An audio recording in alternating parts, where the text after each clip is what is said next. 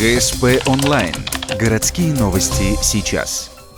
В Ухте расследуется уголовное дело в отношении 48-летней женщины. Ее обвиняют в убийстве супруга. В браке 28 лет. Оба ранее несудимы привлекались к административной ответственности за появление в общественном месте в состоянии алкогольного опьянения. Традиция нетрезвых застолий сохранилась. Утром 2 января распивали спиртное. Сидели на кухне втроем с другом. В соседней комнате были дочь и полуторагодовалая внучка. Это не мешало пьяной компании выяснять отношения, в том числе и на повышенных тонах. Последние полгода женщина не работала, содержал семью супруг. Но, несмотря на это, примерным семьянином не был. Муж в течение долгого времени избивал ее, обзывал, буянил постоянно, выпивал спиртные напитки, руку поднимал.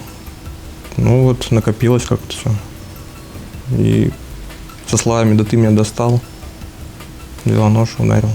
Единственный удар попал в коронарную артерию. Мужчина тут же скончался. Очевидцы вызвали скорую помощь и полицию. Скрыться женщина не пыталась. Написала явку с повинной, в преступлении раскаивается. Сейчас находится в СИЗО. В ближайшее время уголовное дело направят в суд. Если вина подтвердится, то вдове грозит от 6 до 15 лет лишения свободы.